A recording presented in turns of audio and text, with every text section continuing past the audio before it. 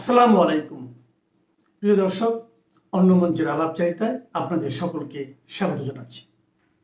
আসসালামু আলাইকুম দর্শক, খুব বেশি কিছু বলবো না। আমার সামনে একটা খবর আছে, আমি সেটাকে দায়িত্ব নিয়ে খবর বলতে চাই না, বাট সোশ্যাল মিডিয়ার প্রচার, এখন সোশ্যাল মিডিয়ার প্রচার মিথ্যা হতে পারে, আমি ধরেই নিচ্ছি মিথ্যা, কিন্তু সোশ্যাল মিডিয়ায় এই প্রচারটা কেন উঠছে, কেন হচ্ছে বা কেন হয়?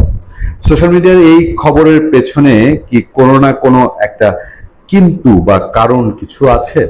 দেখেন, বলা হচ্ছে, একটা ছবি দেখতে পাচ্ছেন আপনারা, যে ধরেন সত্য মিথ্যা জানি না, তবে শোনা যাচ্ছে যে সার্জিস আলম দিল্লি ভারত গেছে, ভারত চিকিৎসা করাতে গেছেন। সার্জিস আলম বঙ্গবন্ধু প্রেমী, দেখেছেন তার সোশ্যাল মিডিয়ায় বঙ্গবন্ধুকে নিয়ে 7ই মার্চের বিশাল বয়ান আছে। তিনি ছাত্রলীগ করা মানুষ, ছাত্রলীগকে তো সবার তো আর গুন্ডা পান্ডার ইতিহাস না, ছাত্রলীগ বহু নেতা তৈরি করেছে বাংলাদেশে, যারা বিভিন্ন দলে গেছে। ছাত্রলীগ বহু আদর্শের শিক্ষা দেয়। সার্জিস আলম নিশ্চয়ই সুশিক্ষাটা নিয়েছেন, উনি তো কুশিক্ষা নেন নাই, উনি তো হেলমেট বাহিনীতে ছিলেন না, উনি তো ক্যান্টিনে মাগনা খান নাই, উনি তো ওই ছাত্রলীগের ভাইদের পেছনে ভাই ভাই করে করে ছুটেন নাই, উনি তো ছাত্রলীগের মিছিলে গিয়ে ভাইদের কাছ থেকে 200, 100, 500 টাকা নিয়ে হলের খরচ মেটান নাই, উনি তো ছাত্রলীগের আরো বিভিন্ন অপকর্মে জড়িত হয়ে মানুষকে উত্তক্ত করেন নাই, কোনো জবরদখল করেন নাই, চান্দাবাজি করেন নাই, তাই তো? আমরা তো তার এই ভালো সাইডটাই দেখবো। তিনি ছাত্রলীগ থেকে শুধুমাত্র যত সৎ, ন্যায় এবং জ্ঞানের শিক্ষা নিয়েছেন। তার পিতা, যেতেই পারেন, সোশ্যাল মিডিয়া আছে, তিনি 70টি পাঞ্জাবি, আমরা এর আগে আপনাদেরকে দেখিয়েছিলাম, তার পাঞ্জাবিওয়ালা ছবি আমি আপনাদেরকে দেখিয়েছিলাম। তিনি 18 মাসে 70খানা পাঞ্জাবি চেঞ্জ করেছেন। তার সোশ্যাল মিডিয়া ঘাটলে তার এই ছবিগুলো পাওয়া যায়। তার পিতা ইন্ডিয়া যেতেই পারেন, খুব স্বাভাবিক। তার শ্বশুর বাংলাদেশে বিচারপতি হতেই পারেন, খুব স্বাভাবিক।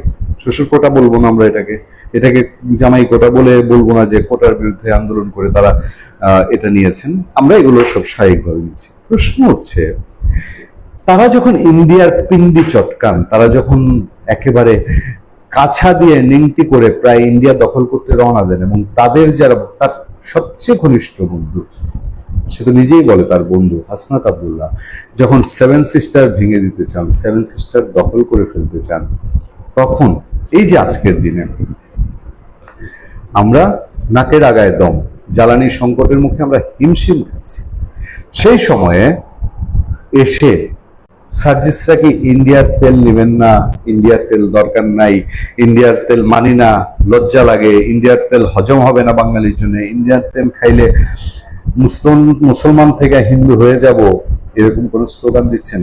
ঢাকা না দিল্লি, দিল্লি না ঢাকা বলতে বলতে বলতে বলতে তো তারা আমাদের কান ঝালাপালা করে দিয়েছেন 2 দশক, যেটা আমরা শুনবো না, যেটা আমরা মানবো না, যেটা হওয়ার না এই পৃথিবীতে বাস্তবতা, যে ইন্ডিয়ার সাথে বাংলাদেশের সম্পর্ক ছেদ করা, এটা সাময়িক, শুধু ইউনুসকে দিয়ে সার্জিস হাসনাতেরা করিয়ে থাকতে পারেন, পার্মানেন্টলি এটা একেবারে ইম্পসিবল একটা ফ্যাক্টর।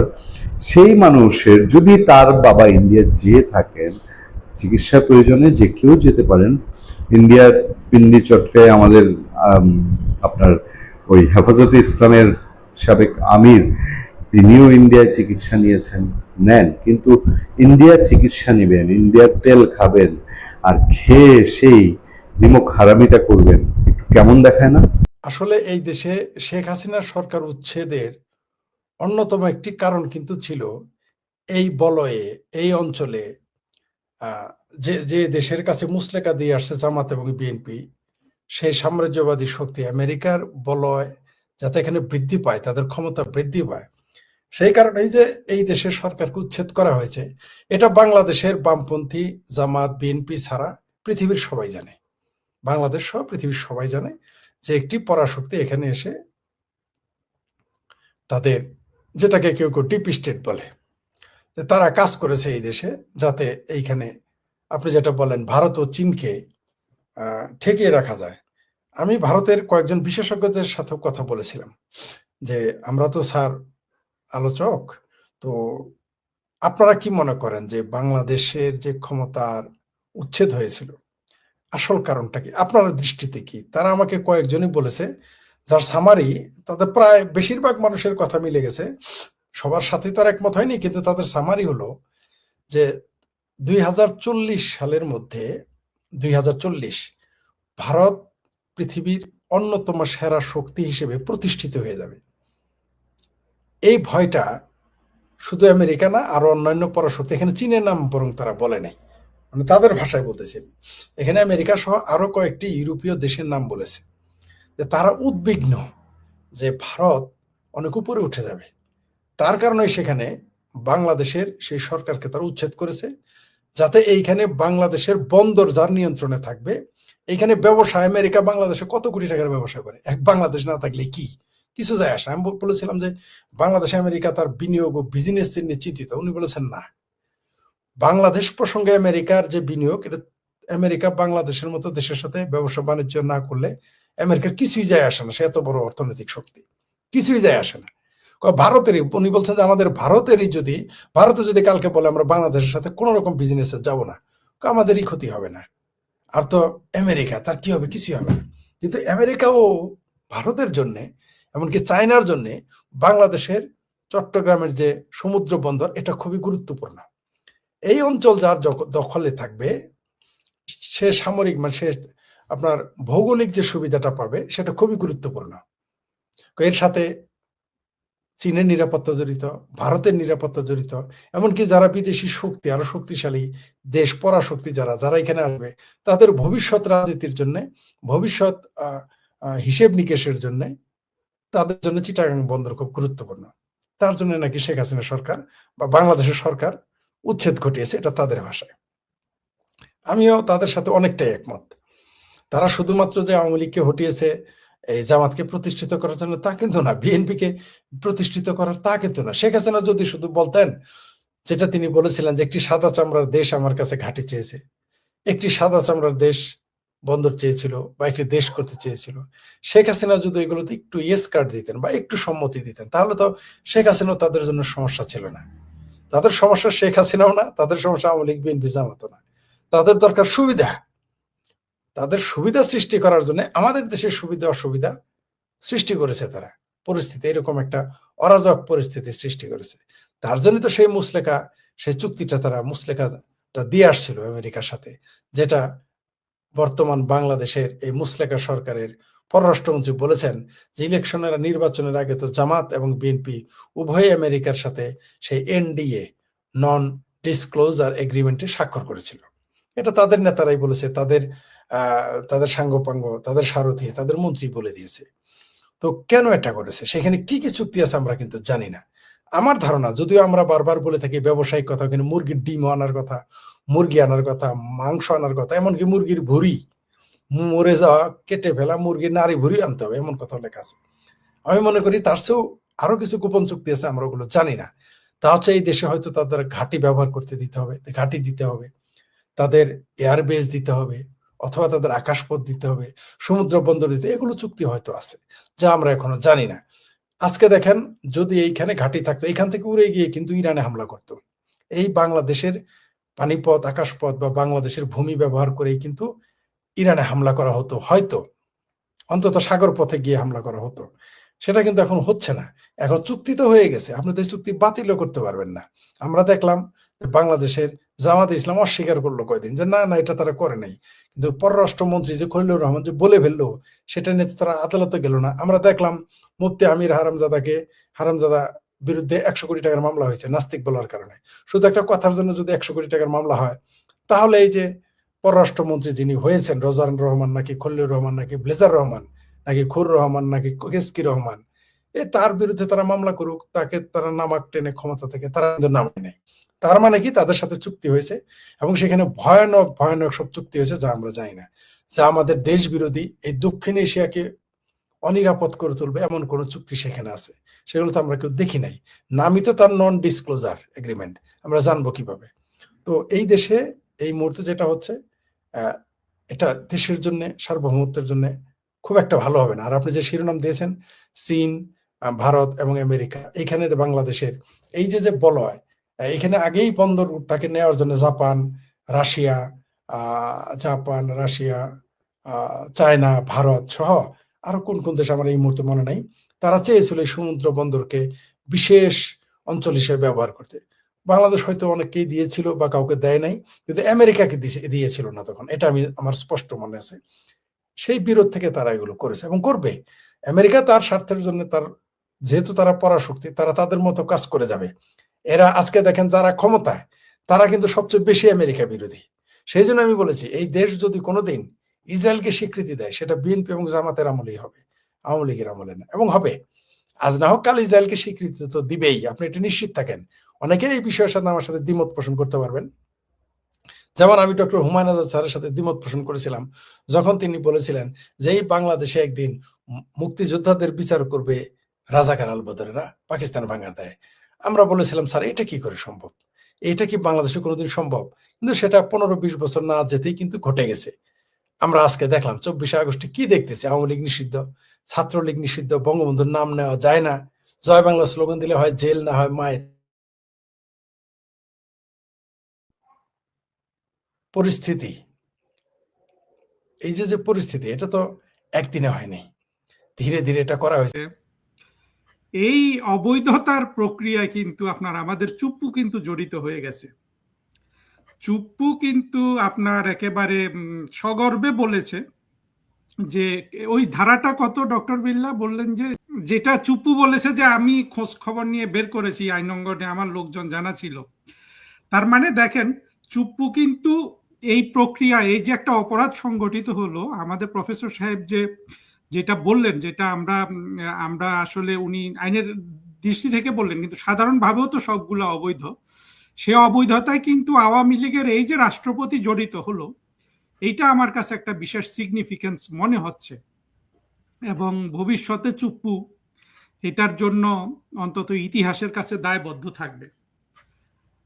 আর যেই কয়েকটা জিনিস আপনারা দেখবেন, যেটা যেটা আসলে আমি ওই আমাদের প্রফেসর সাহেবের কথাগুলোই ইকো করব, যে এই এই এই যে পার্লামেন্ট যেটা বসে, এটার মধ্যে আপনি যে পরিমাণ মানে কি বলবো, যে আপনার যোগ্যতার যে পরিমাণ, অর্থাৎ বা গুণগত যে পরিমাণ অবনতি হয়েছে এখানে, যেখানে আপনার শফিক হলো বিরোধী দলীয় নেতা, তারপরে আমির হামজা হলো আপনার একজন বড় হোমরা চোমরা। আমরা কয়দিন আগে আমির হামজার কিন্তু শুনেছি, ওয়াজ শুনেছি, এবং অনলাইনের মাধ্যমে আমরা এটা জানি।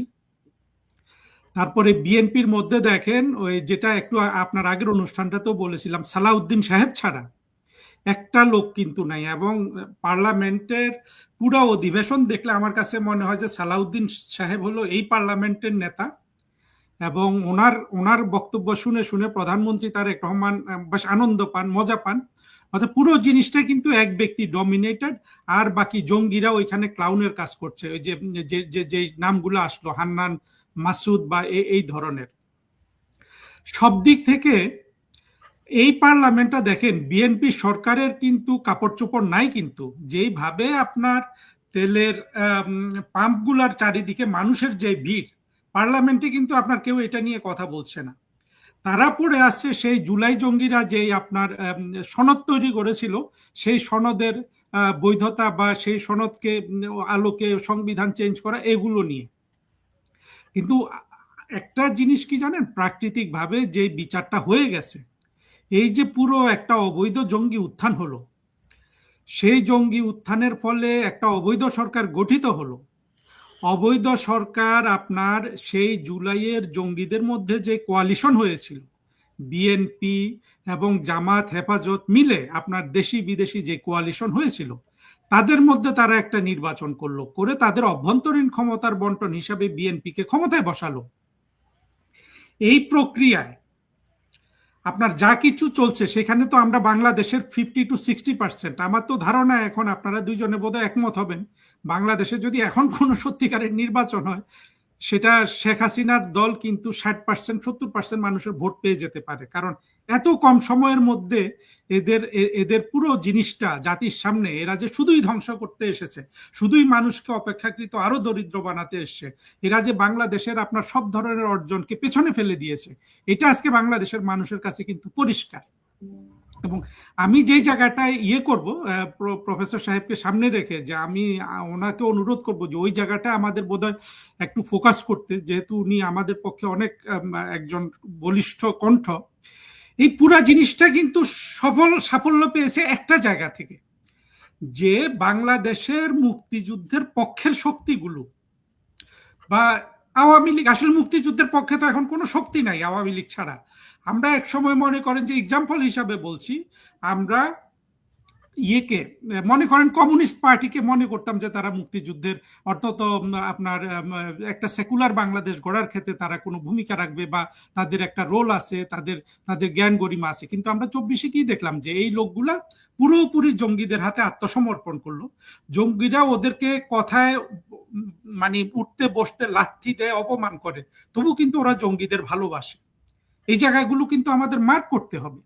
কিন্তু যে জায়গাটা আমি সবচেয়ে গুরুত্ব দিতে চাই, বাংলাদেশে আজকে জঙ্গিদের যে সাফল্য, এইটা একটা মাত্র কারণে সম্ভব হয়েছে। সেই কারণটা হলো যে বাংলাদেশের মুক্তিযুদ্ধের সাথে ভারতের যে ঐতিহাসিক সম্পর্ক একটা, এবং ভারতের সাথে আওয়ামী লীগের কোনো একটা আপনার স্বাভাবিক সম্পর্ক রক্ষা করতে গেলেও সম্পূর্ণ মিথ্যা কথা বলে এই যে মানুষদের কাছে তারা একটা ন্যারেটিভ হাজির করেছে, বাংলাদেশ বিক্রি হয়ে গেছে এবং বাংলাদেশ ক্রমাগত আপনার রেডিকালাইজড হতে হতে হতে হতে এমনকি যেখানে আওয়ামী লীগও কোনো পিনেট্রেট করতে পারে নাই, বরঞ্চ আমি বলবো যে অসচেতন ভাবে হলেও এই রেডিকালাইজেশনে আওয়ামী লীগেরও ভূমিকা আছে, যার কারণে আওয়ামী লীগেরও একটা বড় সংখ্যক সমর্থক মনে করে যে ভারতের কাছে বাংলাদেশ বিক্রি করে দিছে শেখ হাসিনা।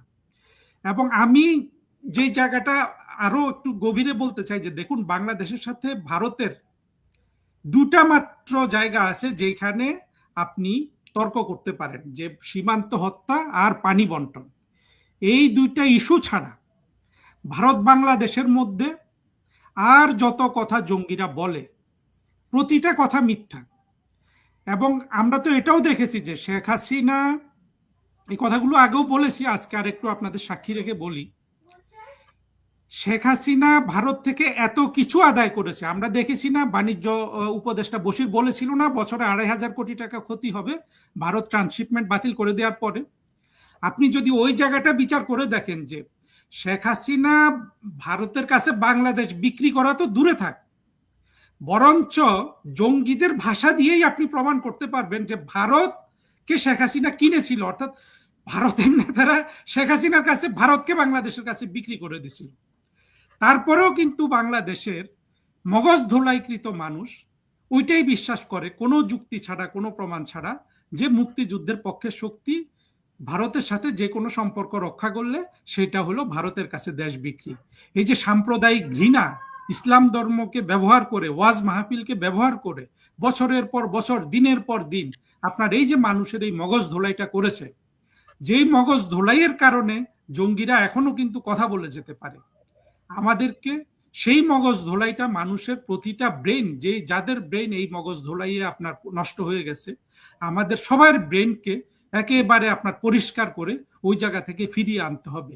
সেই কাজে আমি আজকে বাংলাদেশের আমাদের একজন বড় কণ্ঠকে সামনে রেখে বলছি, আপনারা সবাই এই জায়গাটায় মনোযোগ দেন। কারণ হলো যে মূল বিপদ ওই জায়গাটাই, যে মানুষকে মগজ ধোলাই করে ফেলছে, এমনকি আওয়ামী লীগের সমর্থকদের।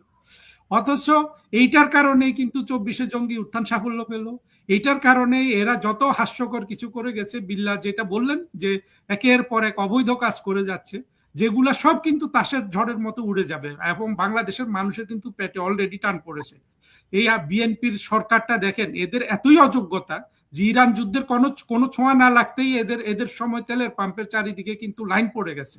এরা কিন্তু এখন আপনার খুব হাস্যকর কিছু অ্যারেঞ্জমেন্ট করছে, যে 6টার পরে দোকান বন্ধ, স্কুল কতদিন বন্ধ, কি কত কিছু করছে। চিন্তা করতে পারেন শেখ হাসিনার সরকার থাকলে এগুলো কখনো হতো না। কিন্তু আমাদেরকে পরাজিত করেছে ওই একটা জায়গায়, যে ভারতের কাছে বাংলাদেশ বিক্রি, পুরোপুরি একেবারে সম্পূর্ণ মিথ্যা, একটা ভিত্তিহীন এবং আপনার শুধু সাম্প্রদায়িক, উস্কানিমূলক এবং আপনার ধর্মীয় সাম্প্রদায়িকতা দিয়ে মগজ ধোলাইয়ের মাধ্যমে। সেই জায়গায় যারা আমাদের এখনকার ইন্টেলেকচুয়াল, ডক্টর বিল্লাহ এবং আরো যারা আছেন, তাদের আসলে আমি মনে করি যে সবচেয়ে বড় কাজ হলো ওই জায়গায় কাজ করা। এবং আওয়ামী লীগ এখন ভাবছে আমার কাজ কই, যে রাজপথে নামি না কেন? রাজপথে তো নামার দরকার নাই। আমাদের যেসব সৈনিকরা আছে প্রফেসর বিল্লা এবং আরো যারা যারা আছেন, সবার নাম বলতে চাই না, এবং আওয়ামী লীগের মধ্য থেকেও মহিবুল চৌধুরী এবং যারা যারা যথেষ্ট পারঙ্গমতা দেখিয়েছেন, এবং যাদের সবচেয়ে বড় কথা হলো যাদের চেতনাটা আমার কাছে খাঁটি মনে হয়, সেখানে অনেকে আছেন, নাম বলতে চাই না। সবার কাজ হলো আমাদের ওই ওই বুদ্ধিবৃত্তিক চর্চাটা করা, যেভাবে বাংলাদেশের সাধারণ মানুষের, নিরীহ ধর্মপ্রাণ মানুষের মগজ ধোলাই করেছে জঙ্গিরা, সেই মগজ ধোলাই থেকে কিভাবে আমরা বাংলাদেশকে বের করে নিয়ে আসব, এইটা আনতে পারলে কিন্তু বাংলাদেশে মুক্তিযুদ্ধের পক্ষের শক্তির সব ধরনের অর্জনকে আপনি অর্থবহ করতে পারবেন। না হলে কিন্তু মাঝে মধ্যে কিন্তু জঙ্গিরা এই 24শে আগস্টের মতো হানা দিয়ে আবার আমাদের সব অর্জনকে আপনার নষ্ট করবে, এবং দেশটা শেখ হাসিনা যদি আপনার 16 বছরে 50 বছর এগিয়ে নেয়, এই জঙ্গিরা 1 মাসের মাথায়, ইউনুস দেখেন 1.5 বছরের মাথায় আবার সেটাকে 100 বছর কিন্তু পিছিয়ে নিয়ে চলে গেছে। আমরা এই এই এই এই চক্রে কিন্তু আর ঘুরতে চাই না, সেই জায়গাটার প্রতি আমি আসলে সবার দৃষ্টি নিবদ্ধ করি। গতকাল 3রা এপ্রিল 2026 ইরানের পক্ষ থেকে এক দাবির প্রেক্ষিতে পুরো বিশ্বের চাঞ্চল্য তৈরি হয়েছে। দাবিটা কি? ইরান দাবি করেছে গত 24 ঘন্টায় আমেরিকার 2টি অত্যাধুনিক F-35 বিমান তারা ভূপাতিত করেছে। মানে F-35 যুদ্ধ বিমান, একটি বিমানের আবার পাইলটকেও বন্দি করতে পেরেছে তারা। এছাড়া ইসরায়েল থেকে আসা একটি F-15 বিমানকেও ধ্বংস করেছে ইরান, আর সেই বিমানের পাইলটকেও, ইসরায়েলি পাইলটকেও বন্দি করেছে তারা। এই নিয়ে এ পর্যন্ত 4টি ইউএস যুদ্ধ বিমান ধ্বংস করল ইরান বলে ইরান দাবি করেছে। ইরানি গণমাধ্যম তাসলিম এই খবর প্রচার করেছে। লক্ষ্য করার মতো ব্যাপার হলো, ইউএস আর্মি এসব ঘটনা যেমন স্বীকার করেনি, তেমন অস্বীকারও করতে পারেনি। যুদ্ধের সময় সব পক্ষই ফেক নিউজ বা মিথ্যে খবর প্রচার করে, এটা যুদ্ধের অঙ্গ। আন্তর্জাতিক সংবাদ মাধ্যমগুলো খুব কশাস রিয়াকশান দিয়েছে আমেরিকার যুদ্ধবিমান ধ্বংস এবং 2 জন পাইলটের বন্দী হওয়ার খবরটিকে। তারা সরাসরি ইরানের দাবিকে সত্যি বলছে না বটে, তবে আমেরিকার ফলো আপ অ্যাকশান দেখে তারা এই সন্দেহ প্রকাশ করেছে যে ইরানের দাবি পুরোপুরি মিথ্যে এমনটা বলা যায় না। অর্থাৎ সত্যি আছে, সত্যিটা কত দূর? অনেকেই বলছে F-35 ধ্বংস হয়েছে, F-15 বিমান ধ্বংস হয়েছে, যুদ্ধ বিমান, কিন্তু ওই পাইলটের তাদেরকে গ্রেপ্তার করে বন্দি করতে পেরেছে কিনা ইরান, সেটা নিয়ে সন্দেহ। আর এই কারণে গভীর ঔৎসুক্য জেগেছে সবার মধ্যে যে আমেরিকার বিমান ধ্বংস ও পাইলটের বন্দি হওয়ার ঘটনা মধ্যপ্রাচ্যের যুদ্ধের মোড় একেবারে ঘুরিয়ে দিতে পারে। কেন বলছি এই কথা? তার তথ্যনিষ্ঠ বিশ্লেষণ নিয়ে আমার এখনকার প্রতিবেদন। নমস্কার, খবরের অন্তরালের খবর নিয়ে ক্যালকাটা ডায়ালগস থেকে মনোজ দাস। আগেই বলেছি, আমেরিকা এখনও পাইলট আটকের বিষয়টিকে সরকারিভাবে স্বীকার করেনি, তবে উদ্ধার অভিযানের প্রচেষ্টার খবর পাওয়া যাচ্ছে। আর এই উদ্ধার প্রচেষ্টার খবর এটাই প্রমাণিত করে যে ইরানের দাবি মিথ্যে নয়, অর্থাৎ কাউকে না কাউকে তারা গ্রেপ্তার করেছে পাইলটদের। কেননা বিমান ধ্বংসও হয়েছে, না হলে বা পাইলট বন্দি না হলে তাকে উদ্ধারের চেষ্টা কেন হবে? একটি সাধারণ যুদ্ধ বিমান ধ্বংস হওয়া আর F-35 বিমান, F-15 বিমান ধ্বংস হওয়া এক জিনিস নয়। F-35 লাইটনিং 2কে বলা হয় পৃথিবীর সবচেয়ে উন্নত 5th generation stealth fighter. Stealth fighter মানে এই বিমানকে শত্রুপক্ষ তার কোনো রাডারে ধরতে পারে না, সেই জন্যই বলা হয় একে স্টেলথ। ইরানের মতো একটি দেশ কিভাবে পরপর দুটি এমন F-35 বিমান ভূপাতিত করল, তা নিয়ে বর্তমানে সামরিক বিশেষজ্ঞদের মধ্যে ব্যাপক ঔৎসুক্য বিশ্লেষণ চলছে। গবেষণার আরও বড় কারণ, এই জন্য যে ইতিপূর্বে কোনো যুদ্ধে আজ পর্যন্ত F-35 যুদ্ধ বিমান ধ্বংসের ঘটনা ঘটেনি। 2026 সালের এই যুদ্ধের আগে যুদ্ধের ময়দানে F-35 ধ্বংস হওয়ার কোনো রেকর্ড নেই। 2018 সাল থেকে ইসরায়েল এবং আমেরিকা F-35 যুদ্ধ বিমানকে সিরিয়া, আফগানিস্তান ও মধ্যপ্রাচ্যের বিভিন্ন অভিযানে ব্যবহার করে আসছে, কিন্তু এ পর্যন্ত কোনো শত্রু দেশ বা বিদ্রোহী গোষ্ঠী এই বিমানটিকে গুলি করে নামাতে পারেনি। যদিও ইতিপূর্বে কয়েকটি F-35 ধ্বংস হয়েছে সে খবর আছে, তবে সেগুলোর সবই ছিল যান্ত্রিক ত্রুটি, পাইলটের ভুল বা প্রশিক্ষণ চলাকালীন দুর্ঘটনা। যেমন 2021 সালে ব্রিটিশ বিমানবাহী রণতরী থেকে একটি F-35 উড়বার সময় টেক অফের সময় সমুদ্রে পড়ে যায়, কিংবা 2024-25 সালে আমেরিকায় F-35 একটি বিমান যান্ত্রিক কারণে বিধ্বস্ত হয়েছিল।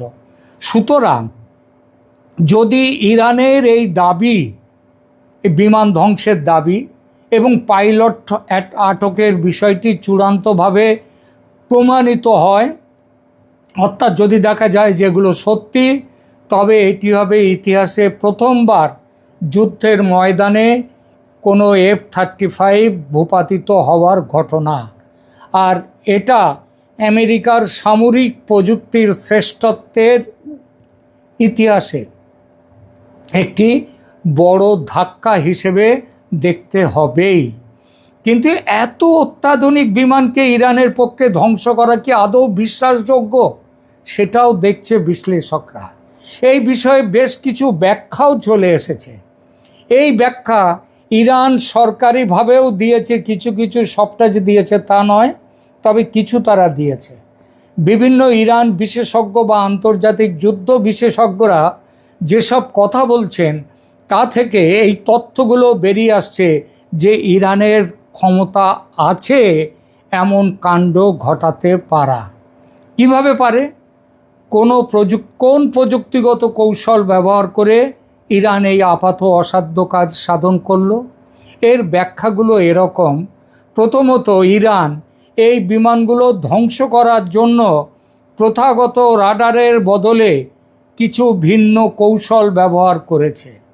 এই কৌশলের নাম হচ্ছে প্যাসিভ ইনফ্রারেড ট্র্যাকিং। সেটা কীরকম ব্যাপার?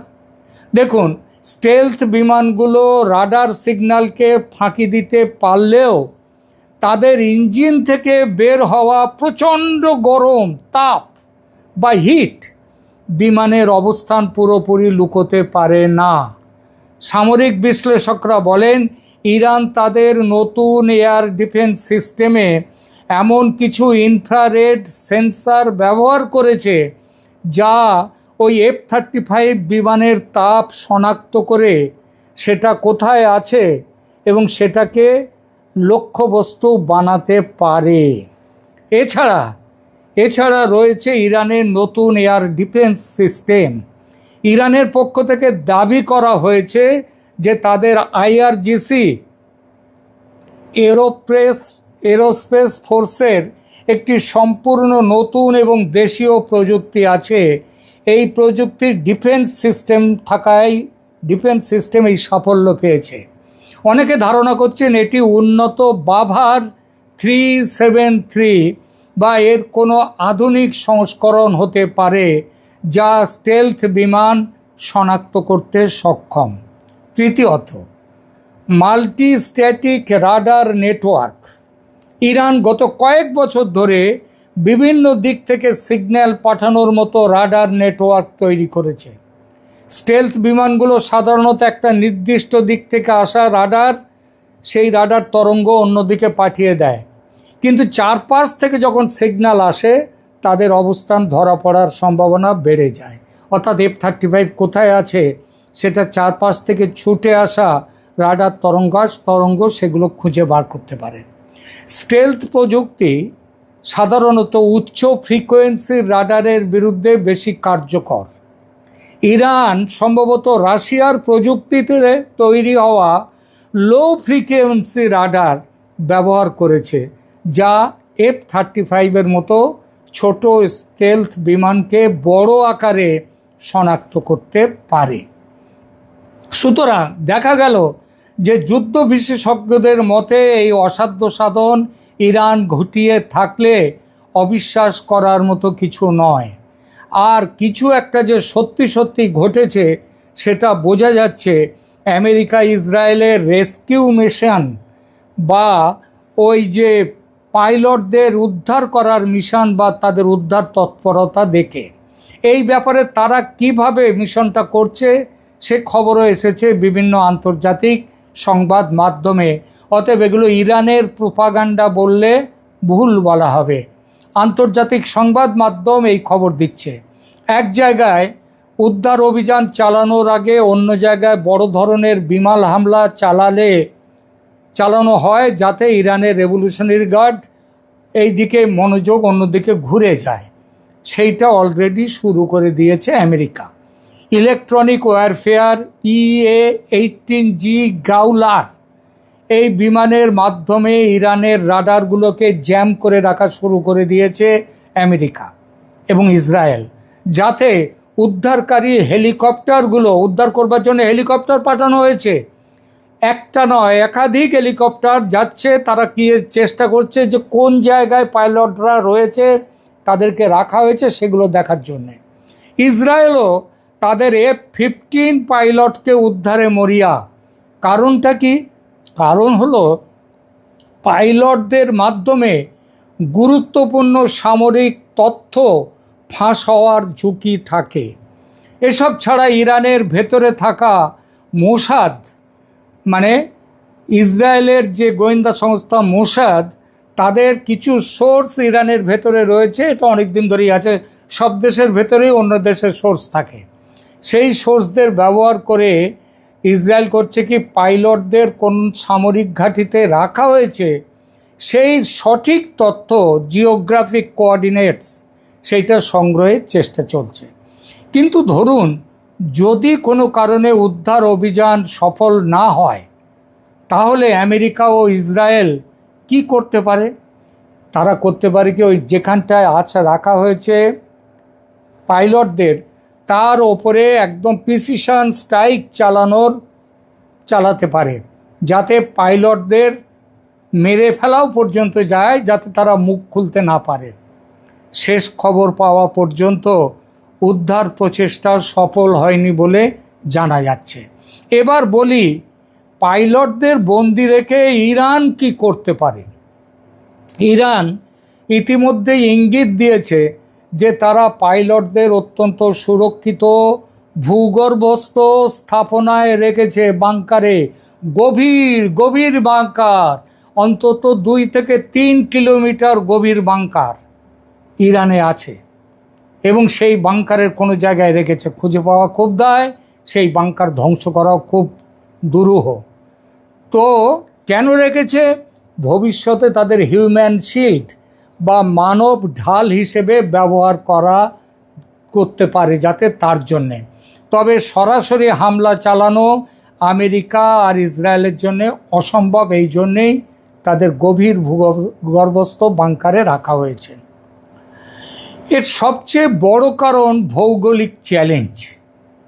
দক্ষিণ পশ্চিম ইরানে F-35 ভেঙে পড়েছে। সেটা হচ্ছে ইরানের পাহাড়ি এলাকা, কাছেই মরুভূমি, এবং পাহাড়ি এলাকা এবং মরুভূমিতে উদ্ধারকারী দলের জন্য অত্যন্ত প্রতিকূল। এই জন্যে তারা খুঁজেই পাচ্ছে না কোথায় এদের রাখা হয়েছে। আর পাইলটকে জিম্মি হিসেবে ব্যবহারের কৌশল ও তার সম্ভাবনা প্রবল। ইরান যদি সত্যি পাইলটকে আটক করে থাকে, মানে যেটা সম্ভাবনা খুবই বেশি, এই জন্যই বলছি সম্ভাবনা। কেন? কারণ আমেরিকা এখনো স্বীকার করেনি, ইসরায়েল এখনো স্বীকার করেনি অফিসিয়ালি। সুতরাং বলছি সম্ভাবনার স্তরে। তবে যদি সত্যি পাইলটকে আটক করে থাকে, তবে তারা তাকে লিভারেজ বা দাবার ঘুঁটি হিসেবে ব্যবহার করতে পারে। কিভাবে? পাইলটের ভিডিও প্রকাশ করে আমেরিকার সাধারণ মানুষের মধ্যে যুদ্ধের বিরুদ্ধে জনমত যেটা ইতিমধ্যেই যথেষ্ট, সেই জনমতকে আরও প্রবল করে তুলতে পারে। অতীতেও জিম্মি সংকটের সময় ইরান কিন্তু এই কৌশল ব্যবহার করেছে এবং সফলও হয়েছে। এটা ছাড়া পাইলটকে জিম্মি হিসেবে ব্যবহার করে আমেরিকার বর্তমান আক্রমণ, বিশেষ করে ওই যে গত পরশু যে B1 ব্রিজের মতো গুরুত্বপূর্ণ অবকাঠামো ধ্বংস করার পর আমেরিকাকে থামানোর জন্য পাইলটকে মুক্তি দেওয়ার শর্ত হিসেবে যুদ্ধবিরতি বা নিষেধাজ্ঞা শিথিল করার দাবি তুলতে পারে ইরান। পাইলটকে চাপ দিয়ে গোয়েন্দা তথ্য আদায় করার চেষ্টাও হতে পারে। আগেই বলেছি, একজন F-35 পাইলট অনেক গোপন সামরিক কোড এবং কৌশল জানেন। ইরান এবং তাদের মিত্ররা যেমন রাশিয়া বা চীন প্রযুক্তিগত তথ্য পেতে ইরানের সঙ্গে জোট বেঁধে ওই F-35 পাইলটকে তাকে জিজ্ঞাসাবাদ করতে পারে অত্যন্ত গভীরভাবে, এবং সেখান থেকে অনেক তথ্যও পেয়ে যেতে পারে। পাইলটকে জিম্মি রেখে মানব ঢাল হিসেবে ব্যবহার করার কথাও বলেছি। গুরুত্বপূর্ণ সামরিক স্থাপনায় পাইলটকে রাখা হতে পারে যাতে আমেরিকা সেখানে বোমা হামলা চালাতে দ্বিধাবোধ করে, কারণ বোমা ফেললে তারা মরে যাবে। আবার এমন হতে পারে তাদের মুখ বন্ধ রাখার জন্য আমেরিকা বোমাও ফেলতে পারে, তবে সেটা দেশের মধ্যে মুখ ফুটে বলবে না। বলা বাহুল্য, এই ঘটনার ভূ রাজনৈতিক অর্থনৈতিক প্রভাব অপরিসীম। হরমুজ প্রণালী ইরান বন্ধ করে দেওয়ার হুমকিতে তেলের দাম আকাশচুম্বী হতে শুরু করেছে। এখন 120, 30, $40 পর্যন্ত উঠে গেছে ব্যারেল এই কাঁচা তেল। এই F-35 ধ্বংস ও পাইলটকে বন্দি করার ঘটনা সরবরাহ ব্যবস্থাকে, তেল সরবরাহকে আরও অস্থিতিশীল করে তুলবে। এই উত্তেজনার ফলে হিজবুল্লাহ, হুতি, আল সাকিব, যারা ইরাকের বিদ্রোহী গোষ্ঠী, ইরানের সাহায্যপ্রাপ্ত, তারা ইসরায়েল ও মার্কিন স্বার্থে আরও বড় হামলা চালাতে পারে, যা এবার যুদ্ধ থামার বদলে আরও বড় আকারে যুদ্ধ রূপ নিতে পারে। সংক্ষেপে, পাইলট ধরা পড়ার ঘটনাটি আমেরিকার জন্য একটা বিশাল রেড লাইন। এটি হয় ইরানকে আলোচনার টেবিলে বসতে বাধ্য করবে যদি ইরান পাইলটকে ফেরত দেওয়ার বিনিময়ে কোনো চুক্তি করতে চায়, কিংবা মধ্যপ্রাচ্যে আমেরিকার প্রত্যক্ষ স্থল অভিযানের পথ প্রশস্ত করবে আমেরিকা যদি জোর করে ইরানের ওপরে আসতে চায়। আবার এমনও হতে পারে এই ঘটনা আমেরিকাকে আরও সামলে দেবে, যুদ্ধবিরতি ঘটাতে বাধ্য করবে। আপাতত এই পর্যন্ত। প্রিয় দর্শক, এই প্রতিবেদন নিয়ে আপনাদের কি মতামত কমেন্ট করে জানান। আমেরিকা ও ইসরায়েল কি তার বন্দি পাইলটদের উদ্ধার করতে পারবে? ইরান কি বন্দীদের রেখে দিতে পারবে কবজায়? মনে রাখবেন, ছোট্ট শহর গাজার সুড়ঙ্গে বন্দি রাখা ইসরায়েলিদের 2 বছরেরও বেশি সময় ধরে বন্দি রেখে দিয়েছে হামাস। গাজা পুরো গুঁড়িয়ে দেওয়া হয়েছে, তবু গাজার মাটির নিচে সেই হোস্টেসদের উদ্ধারে এখনও ব্যর্থ ইসরায়েল। আর বিরাট এলাকায় ইরানের কোন ভূগর্ভে, কোথায়, কোন পাহাড়ের গহ্বরে রেখে দিয়েছে ইরান 2 পাইলটকে, সেটা খুঁজে পাওয়া কি এতই সহজ আমেরিকা ও ইসরায়েলের পক্ষে? আমার তো মনে হয় অসম্ভব। আপনারা কি মনে করেন লিখে জানান। আর এই প্রসঙ্গে ইরান যুদ্ধের তথ্যনিষ্ঠ সত্য খবর সহ যে কোনো গুরুত্বপূর্ণ ভূ রাজনৈতিক খবর পেতে সাবস্ক্রাইব করুন আমার চ্যানেল ক্যালকাটা ডায়ালগস। পাশে থাকবেন।